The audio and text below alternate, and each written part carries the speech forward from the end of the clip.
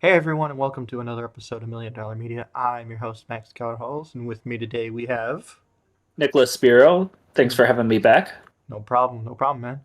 And we're going to be talking about the Amazon Prime TV show Gen V, which is a spin off from the much popular and already reviewed on this channel, The Boys.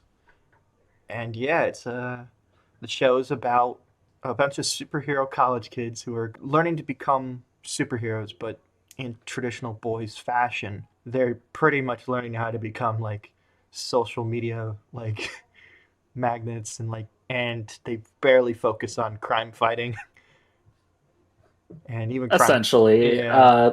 like they're influencers, but they're soups. Yeah, they're learning how to become influencers at the very least, and that's a fun little angle throughout this entire show, is seeing how accurately they, continuing on the synopsis, they slowly find out that the school has like a much darker secret literally underneath the school, and yeah, it's pretty much this like breakfast club, not breakfast club. What am I trying to think? Kind of find of, but Like, I don't feel like that's the right reference here. I would say this is more like, it ain't the Goonies. no, definitely not Goonies. Riverdale. Hard to reference. Yeah, I guess it's Riverdale, but more like Better. more better, and I mean, made for mature content. Oh yeah. Oh, definitely. Like the first episode of this series, if you didn't understand like the whole gimmick behind the boys, this first episode really sets you up for like what you're in store for not only this show but like the boys in general. Like it is a great pilot for the show. 100%. hmm And yeah, that's a general synopsis of the show. I'm just gonna say I really like this show. Like I was shocked how much I enjoyed it because going in, I wasn't really looking forward to it because I thought that this was gonna be like how AMC has like overpopulated The Walking Dead with like Fear the Walking Dead, The Walking Dead, Dead City, Daryl Dixon, and like all these unnecessary spin-offs. And I was worried that this was gonna be that and try to aim for like a younger demographic and such. And I was like, all right, I'm not really interested in this. So I waited till all 8 episodes came out and I was just going to binge it and get through it. Honestly, better first season than The Boys' first season, in my opinion. I can't agree with that. The way I've said this show is 10 times more fucked up than The Boys, but like fucked up in a good way. Oh, Like yeah. in a way like that everyone else like you have your like limits. This is pushes past it. Like Yep. what you think like you'll be okay and comfortable with it and then they'll throw you in a curveball with it. I mean like if you were watching this like with family or something you'd be totally embarrassed for. Don't watch this with family. You got to watch Definitely this. don't watch this with family. Watch this on your own, on your phone. I don't know, like at night when you can have the TV to yourself. Otherwise, do not watch this Exactly. with family. Even though I feel like the show touches on a lot of like college things very accurately. So for context, me and Nick both recently graduated from college. So I feel like this show hits us in a different way because you're like, I know people like that. I know people like that. I know that happens. I know about that. Oh my God, they're talking about that. Oh, all right. Totally. I did see that a lot too. I felt like that there were a lot of like personal connections with like relations to stories like that I've experienced and that hmm other people I've known in college experience. Yeah. So it's great to see that kind of like that parallel there between real reality and fiction. hmm I also like that this is one of the first shows to kind of get like our generation right. Because Oh, 100%. like a lot of shows just kind of break us down into like we're overly sensitive and we're always on our phones or something like that. And just constantly, it's very negative light of like an older generation looking at this new generation. And even though there is a lot of like poking fun at things of our generation, it comes at it from a very that's not everybody. Like everybody, there's still like people who are just like trying to get by day to day, not focused on all these like big keywords and trying to get likes and retweets and stuff like that. There's just people that are just like trying to get to school. That like some kids are there pretty much on scholarship, and if they fuck up, then they have everything to lose. 100%. The That's the family dynamics are huge in this. Like with oh that, yeah.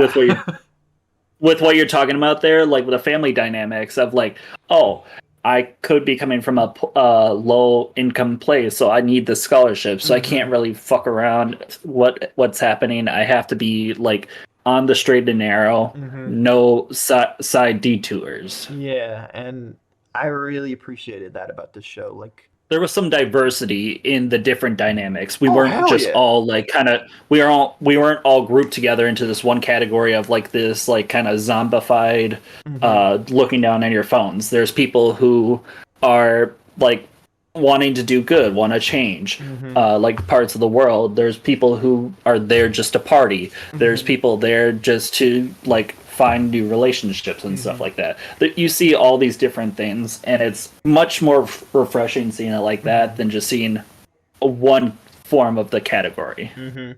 What I really appreciated about this show is that reason why I kind of compared it to like your Riverdale's or Breakfast Club is that at the very beginning of the show, they introduce each character's kind of like archetype, and I was afraid that that was just gonna be what they were, and I was like, okay, you get this kind of character, you get your jock, you get your uh airheaded girlfriend, you like You're civil, supporting characters, yeah, you like like you got the main character, and then you think like, oh, this person's just gonna be like the supporting character mhm, seen in the sidelines. Like just be like the buddy's best friend on the sideline, not like really a main point of focus. mhm. And honestly, I was shocked that like by episode 2 they flipped all of that around and each character became so much more interesting. Definitely, the whole dynamic of the friend group, quote unquote friend group, changed Yeah. Yeah. from very first episode to second episode. Oh It yeah. changed from like, oh, here we got a main character. Oh, Mhm. nope, he's not actually the main character. Mhm. I would say the main character of the show is Marie, played by Jazz Sinclair.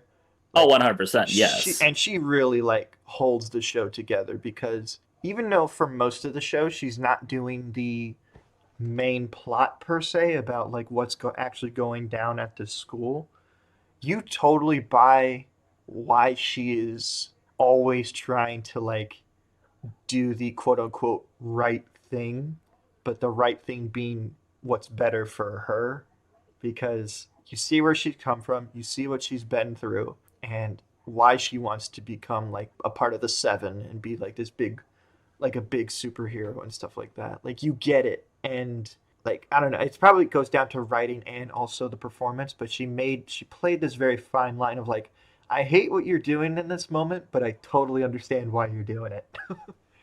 I also liked her power. I think it's a really interesting take on like a superhero and how like I like that they straight up say like, oh, you won't become popular because like your power is just straight up nasty. Exactly. I mean, we can talk about like her powers because it shows in the trailers and Yeah, stuff yeah, like yeah. that. Her powers are blood based, Mm-hmm. so whenever she or she Hemo. can control any It's called hemokinesis, I think it is. Or if we just want to make it bloodbending. bloodbending, yes. Yeah. So, Yep. really interesting power. When I first saw the trailer, I was thinking like all the things like because I knew the boys, I knew Oh their yeah. style, I knew their genre, and I'm like, oh, they're introducing a character like this. Mm-hmm. That's gonna be so awesome because they could do so much with that, and And they did they not do. disappoint with that. Multiple kinds of heads explode. Heads, other body parts. Just a lot of things like that they go into with that power and like in the traditional boys fashion you see what she can do with her power and it's really cool. She was just a really cool character for this show and a great main character. Right. Yes. She had a reason to become a hero, Mm-hmm. and it was the least selfish reason out of everyone there. She just wanted her Exactly. family back, which is like, I Exactly. mean, like, that's the least selfish out of everything. So, Yeah. And you that's see good to have that, like, kind of good uh, mentality, good heart. reasoning in a main character. Yeah, of course. Like she has chemistry with a particular character Right. that in I thought that was awesome. I the thought that was great. the romantic chemistry. Oh yeah, there. I thought like that dynamic between those two characters were Really well it was done. new. It was really well done, which it like I was shocked that they actually went there but because it I was know done so it well. was. Like, okay, I'm just gonna say this. Like, I'm just a straight white guy. I don't know anything about relationships between like people of like who are non-binary or trans for that matter. However, from what I do know and people that I know, I feel like the character of Jordan in general is probably one of the best examples of a non-binary character that I've ever seen. Yeah, it was really it was new Of because there's course. a broad way to do it where it's Oh like in yeah. your face, and then this was like kind of like oh like it's just natural, Hmm. and I felt like that was a lot better than Like, what they could have like than other projects out there. yeah, like I thought that that character, they're just a person. They're not a category like to try to fill a check mark of like, oh, we got this kind of character in the show to appease this audience. No, it was a character that they Even though wrote. like that was the running joke in the show about like Yeah, yeah. Well, they poke fun at it, and that's what I like about the boys. the Like, biggest comparison. Do you feel like VOD is Disney in a way? oh yeah, it's Vought is like the most is a Disney parody. It's a Warner Brothers parody. The only parody it's not of is of Amazon, but if it wasn't on Amazon, you know they would. Exactly. The superheroes, for the most part, are making fun of like traditional DC style superheroes. For the most part, there is one character that is a beloved fan favorite that is poking fun at Captain America, but we'll get into that in a bit. Um, Right. But going back to Jordan, both I really like how both actors I got their names here. London Thor, who plays the feminine side, and Derek Liu plays the male side of Jordan. And found that they great casting because they have similar like facial structure and like cheekbones and like lips and everything like that. Where I was like, wow, like you guys did a really good job like matching these two up for like male and female versions. I really liked how they just felt like the same person. They were symmetry in a way. Yeah. They were two sides of the same coin. Hmm.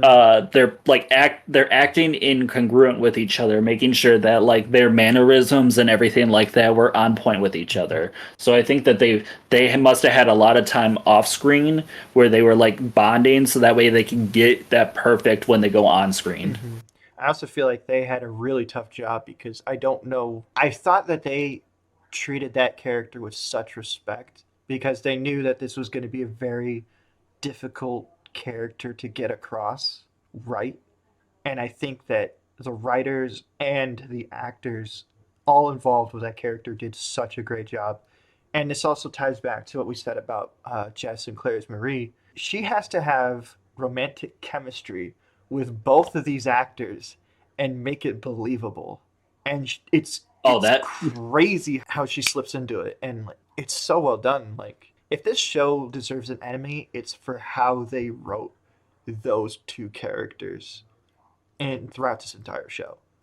Now, again, this is coming from my point of view. Tomorrow I can hear a different interpretation about how many wrong things that this character represents. But for me, they were a really cool character that represented a group of people that, yeah, definitely. yeah. I do have a theory though, and like I want to hear your opinion on this. Go on. So with the boys and everything, for the Hmm. people who do watch the show, Hmm. they know that the reason why all these people have powers is because when they were infants, they were injected with a serum called Compound V, and that gave them different powers. Hmm. Now, with the case of Jordan Lee, uh, in the male form, Jordan has a certain set of powers, and in the female form, Jordan has a different set of powers. Hmm. Do you believe that when they injected Jordan as an infant, Hmm. that Jordan actually uh, might have been a twin that absorbed the other, and that's why that there's two sets of powers. For a comic book superhero show, I think that's a very reasonable answer. However, I don't think that's going to be the case only because this character represents a group of people where that's not the case in real life. So I Right. feel I like understand that. so that's why I say no, I don't really buy into that theory. It's an interesting theory and makes a lot of sense for the show and the world of the boys. And honestly, I think it could have had a little bit of an influence on like, well, first of all, the character can switch between male and female and have two different sets of powers like it's nothing. So obviously there was something that burst that happened with Compound V. I'm not saying like I'm just gonna say no, I don't really buy into that theory, but I can understand why other Okay. people do. That's just me though. Just because I feel like if they were to confirm that, it would kind of undermine what I liked about the character in that it's a good representation of someone who is non-binary. All right. I wanted to throw that out there to No, no, see no. I'm if not. that. I'm not trying to So like come at you at anything. I think it's a really that's why I want to bring it up. I just want to hear other opinions on it. Like that's the reason for this show is to hear different opinions and just exactly, see interpretations. So exactly. Yeah, uh, yeah. no malice by it. I was just throwing it out there and seeing. No, no. Okay, cool.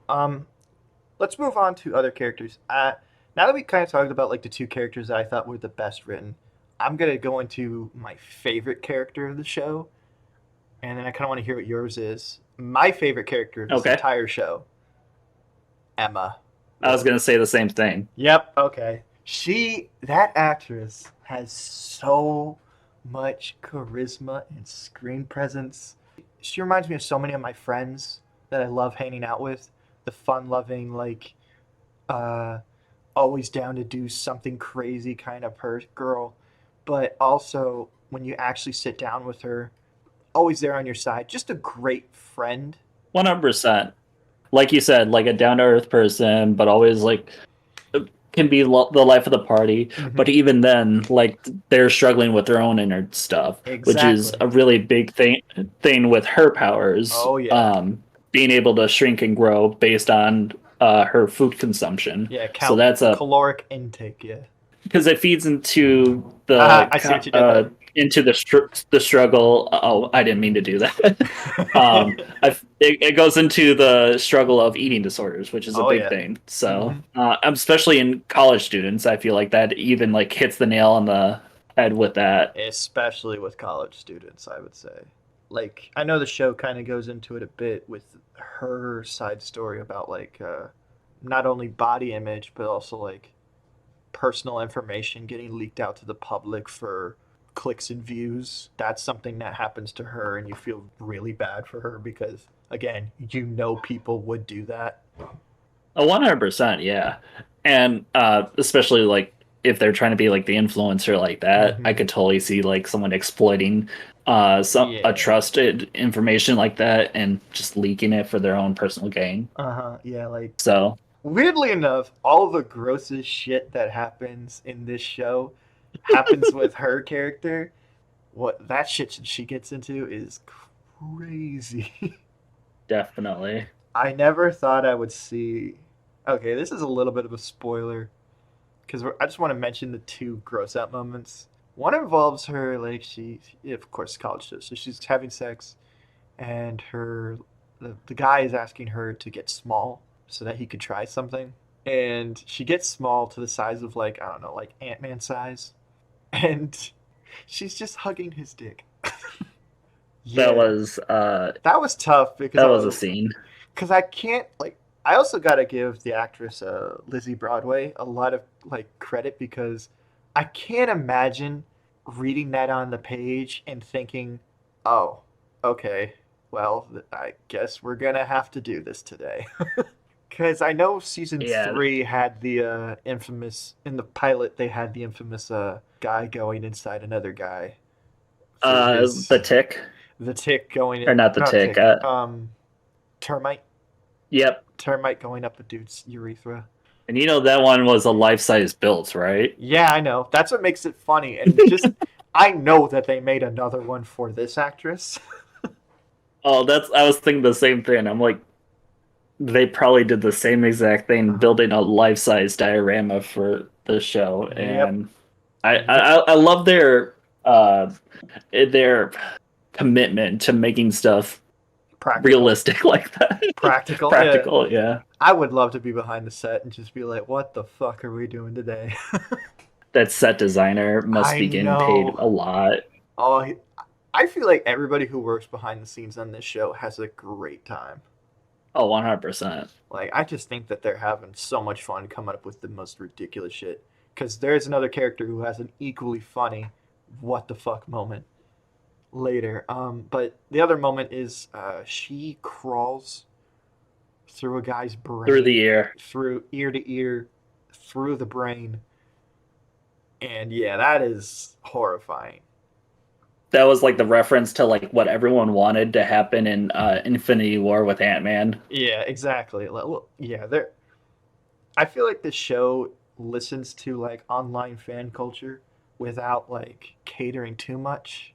It's just like, okay, we'll do this like funny idea, but we're not gonna change our story just to fit what you guys want. Exactly. Like there's the fan pleasers, Mm-hmm. but they're like they make it work so well that Mm-hmm. it's not like that's their whole like model is to just please the fans. Mm-hmm. Emma is such a great character, and she has again some of the funniest scenes in this. And also, again, going back to like relationship stuff, like romantic relationships. I thought her relationship with the character of Sam Sam. was really well done. Oh, I thought it was great too. And even with Sam like having his own issues, I mean, Mm-hmm. you learn in the first few episodes Sam is schizophrenic. It's a good dynamic because they're Uh-huh. both struggling with their own issues.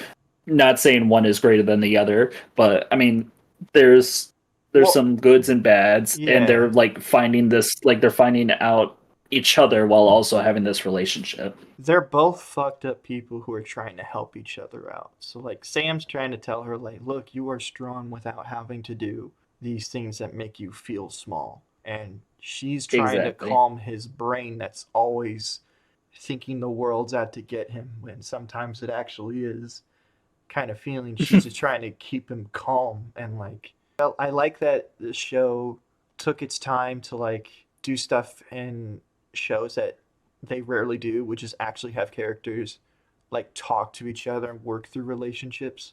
Whereas some shows just kind of have a dramatic moment, break away, and everything horrible happens when they break away. Where I feel like this show, like if there was ever a time where characters like had a falling out, it made sense. Right. You see the progression through the relationship. I feel like Mm-hmm. on like I mean, compared to I don't know, we're making the reference Riverdale. Um, they'll say like one week, oh, like they started the relationship. The Mm-hmm. next week, it's been like a month into their relationship, but we don't see that progression, and then like they break up instantly. Mm-hmm. And Like this, we're yeah, seeing like the hourly play by play, which I mean, like they do it where it's not like entirely based around that, but you mm-hmm. can see the progression of it. Yeah, I you can make the argument it's a little fast, but seeing where it does Oh end yeah, up, but you it kind of makes sense that it would also go there as well. the way that things are played out, you got to have fast. You can't really just slow down on that stuff. Exactly. Yeah.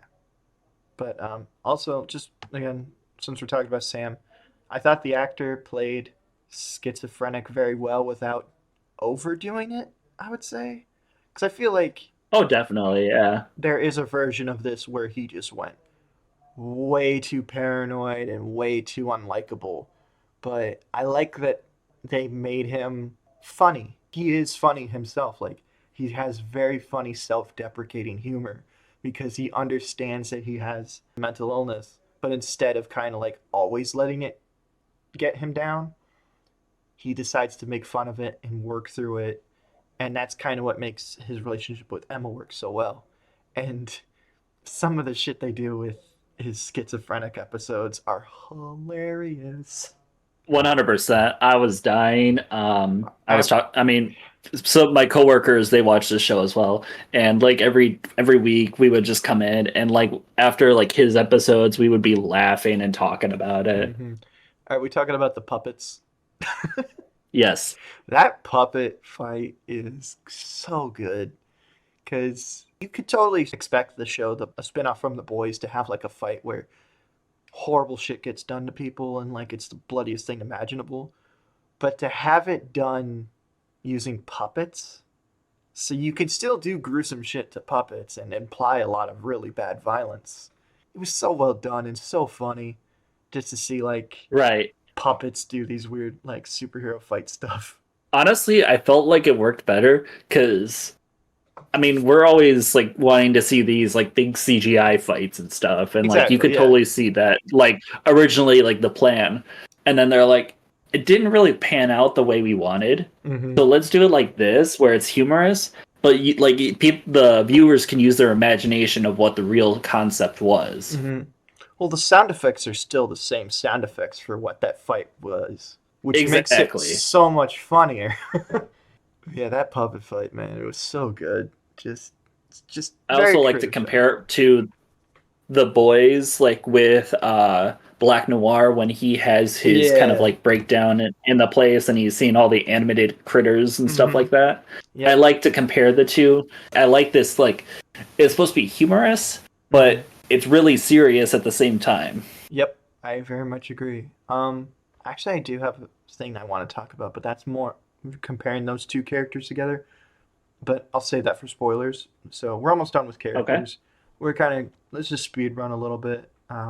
Let's just kind of combine these two Uh characters together. Andre and Kate, I thought were both really good characters, and these were the characters that I thought at first I thought they were one thing, and then they turned out to be the complete opposite towards the end. oh, definitely. I mean like Especially Kate. you know from the very first episode to the last episode like the dynamic between those two is crazy. Yeah. And Kate is a very interesting character, but everything interesting about her is spoilers. Yeah. So we'll save Yeah. that part till later. Yeah. But I think the actors did a great job. Oh yeah. Um, the The actors are they did, Chance Perdomo as Andre and Maddie Phillips as Kate. I thought, yeah, as you said, did a great job. and as I'm looking over the list here, a lot of these people, this is like kind of their debut. Oh Like yeah. this is their first time having like a main role like this. hmm So it's really great to see like how well they're doing around for their first time. Oh hell yeah. I'm also looking here, and it pops out. Patrick Schwarzenegger is Luke Reardon, so he's Yep. Arnold Schwarzenegger's son. Yep. I did He. not realize that until looking at the list here. I knew that he was in the show. Like that was the first thing I remember hearing about this show is when they were casting. It was a bunch of no names, and then on there it was Patrick Schwarzenegger, and I was like, oh, okay, that's cool because I know he's a really good actor. Like he's not in a lot of things, but like he's been in some stuff that is like really art house, like horror stuff that he apparently he's been really good in. Definitely. And this is another character where I thought like, oh, he's the typical hot-headed jock, pun intended. I was gonna say this is what I meant by like main character vibes. Like Yeah. this is who we thought was gonna be the main character and everything. Mm-hmm. And like the very first episode, though, he's you see him as that way. But even in that episode, like we see that no, he is nice. Like he takes his time to like actually listen to people. He's not a complete dick. If he's a dick about anything, it's mostly because like he has to play He up. was lied to. Yeah, he was lied to, and he has to play up this bravado because he's the school's mascot pretty much, and the guy that they post on everything to make it like, oh yeah, this is the guy who's gonna be just as popular as Homelander. Like, Hence his superhero name, Golden Boy. exactly, literally, yeah, his name is Golden Boy, and yeah, and something happens in the first episode where it's like, oh, he's not the main character. Okay, all right, I thought he'd be in the show more, but they figure out a clever way to keep him in the show more. And I again, Definitely. I want to see more of Patrick We'll talk about that Schwarzenegger. again. Yeah, that's some spoiler stuff. But yeah, the Golden Boy, great character. I thought the villain of the show, who I'm just gonna say Shetty, who's the head of the school. I thought she was really well done too. That was really well done. Yeah, definitely. I This is another spoiler thing, so we'll save that. It was a good plot twist in a way Yes, where like the reasoning behind why she's the villain. and So I mean, I thought that was very well done. a great way to tie it into the boys. Oh, 100%. That is an amazing tie-in because it's something that you don't even think about Yeah. until you put it together.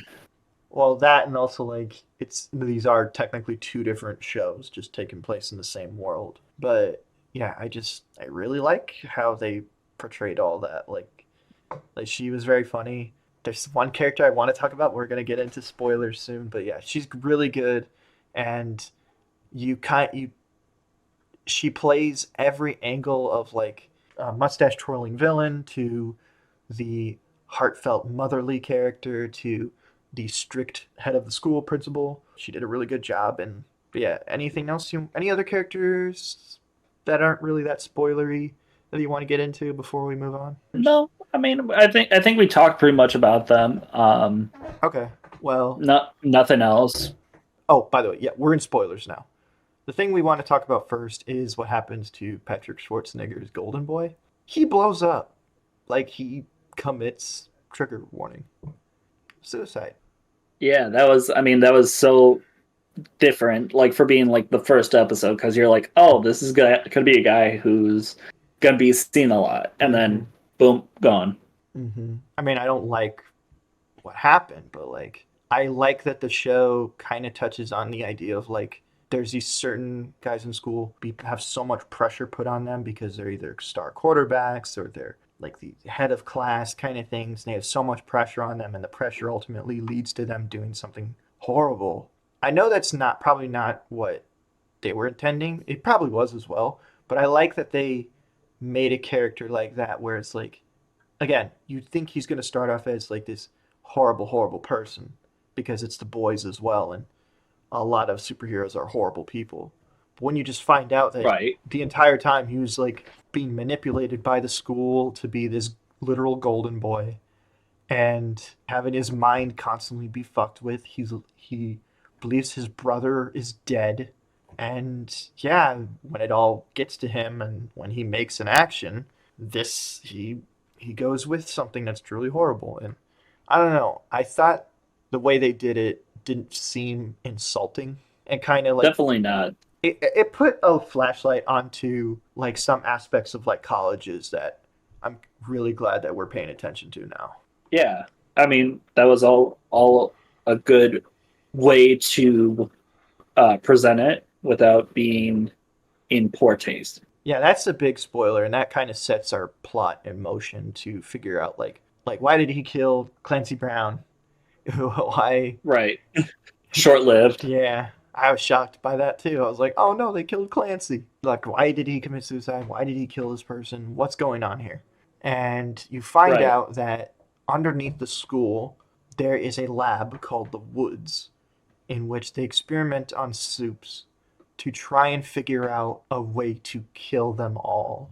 Which led into Shetty's Mm-hmm. spoiler. Yeah. Shetty, her backstory being her family was on the flight in the first season of Boys where Mm-hmm.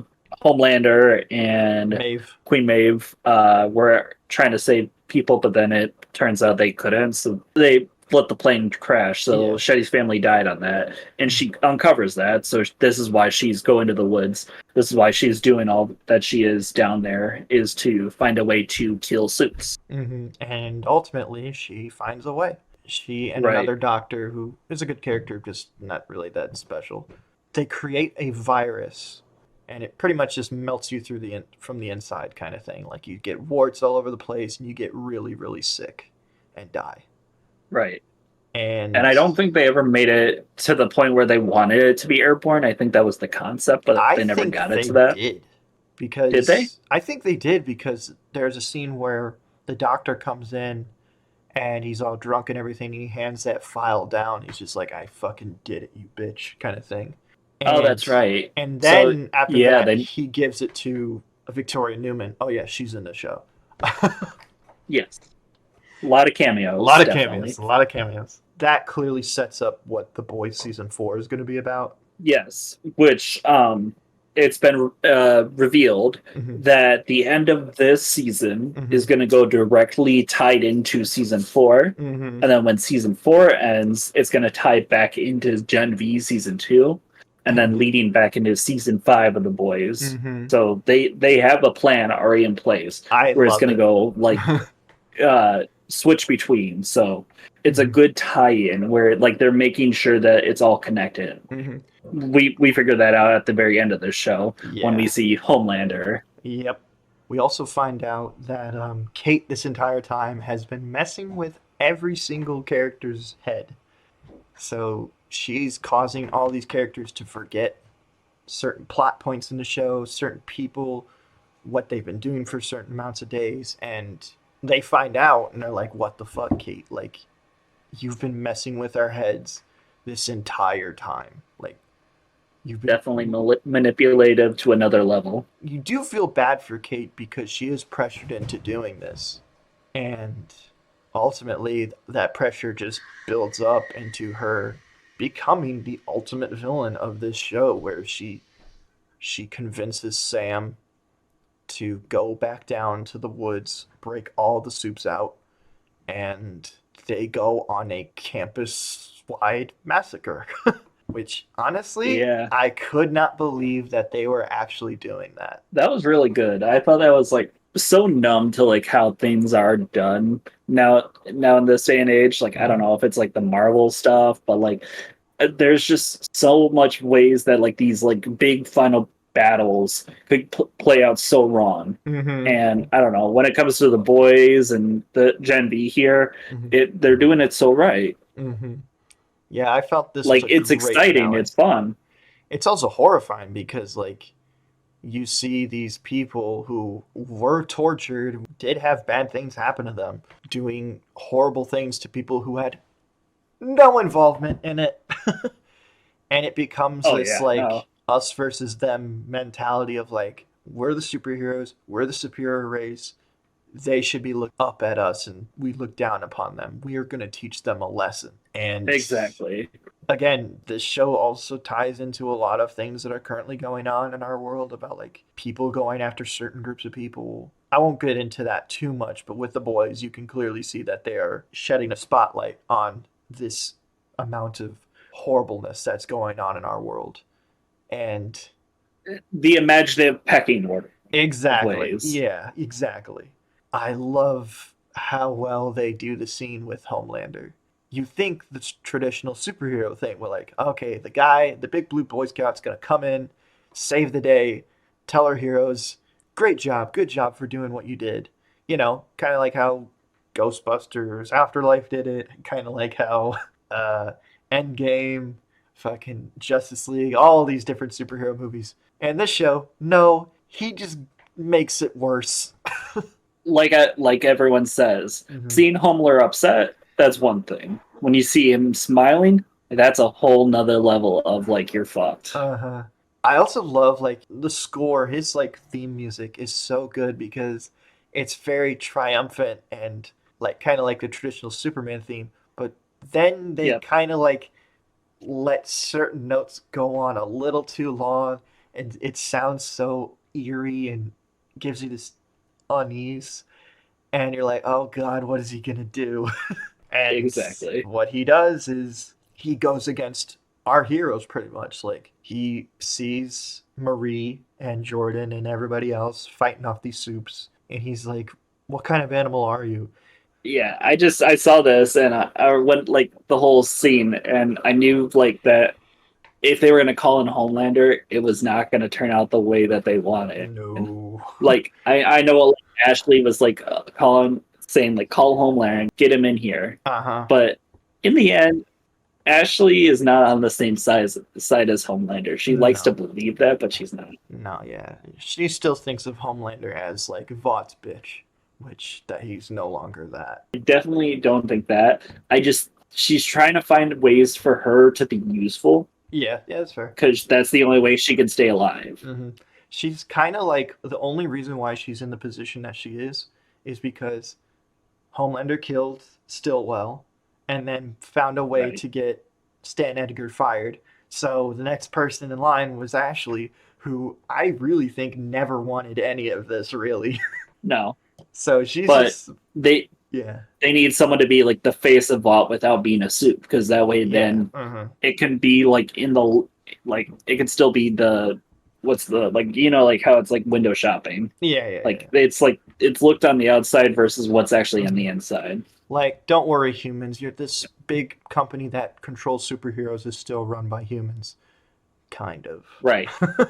Well, going back to what Homelander does, he lasers Marie, and screen cuts like fades to white, and we see him watching the TV in the Vought headquarters, and it says that our heroes, pretty much Marie, Jordan, Andre, and Emma, are taking the blame for all this. They're And the villains. They were the yeah, they attackers. were the ones attacking, and the people that saved the day were the ones actually causing the massacre. Like how the Shetty sets up the superhero virus for season 4. This sets up the idea that Homelander is creating this group of like creating pretty much this army of soups that are on his belief of like we are superior in every way. 100%. It's like Dumbledore's Doors Army, but for him. Like Yeah. he's making it where it's like all these people who are on his side, Mm-hmm. and they're gonna go fight against Butcher and Mm-hmm. his team. Yep.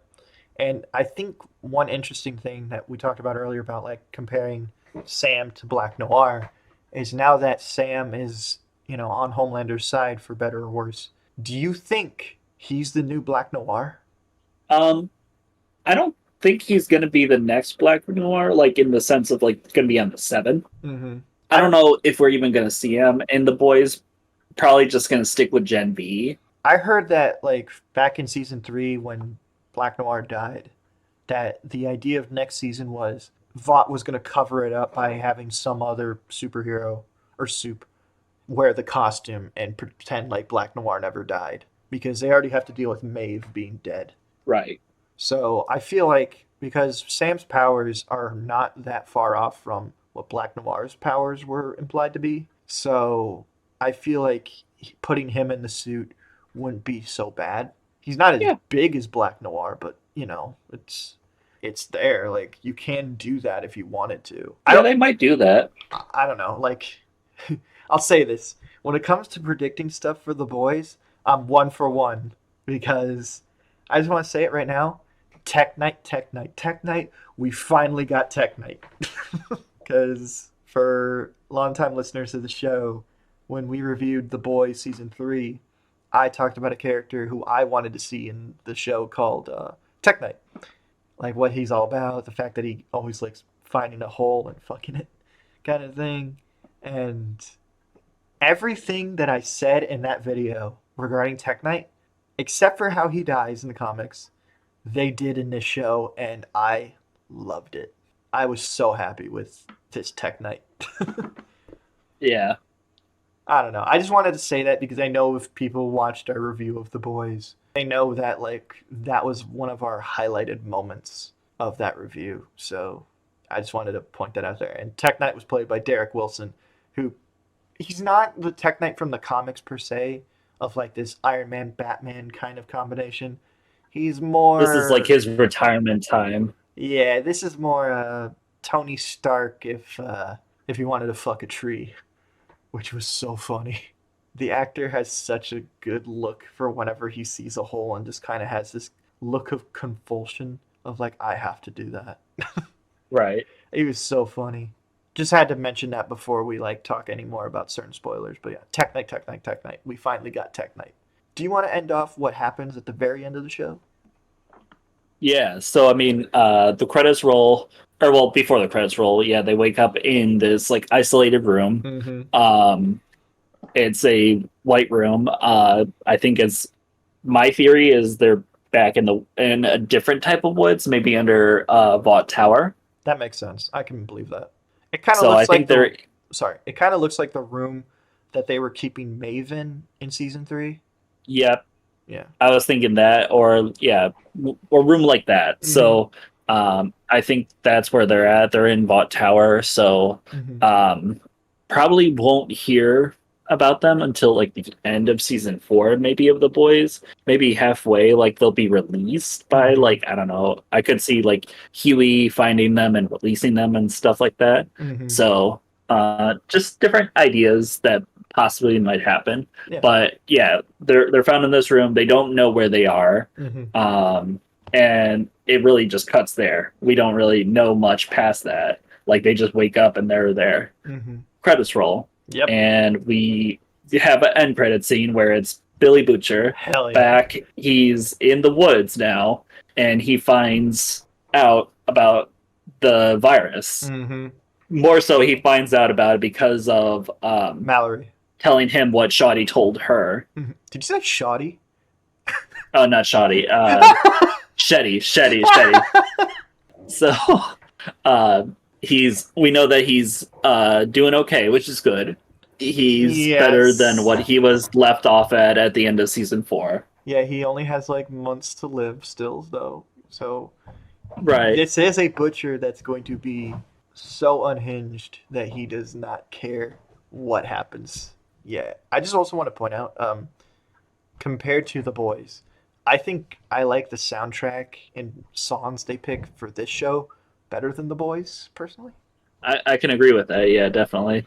Like, I feel like the song that like I've been listening to the most is "Celebrity Skin" by Hole, which is the song they end off. It's a song that's in the end credits of the first episode, and they have Venus in the third episode.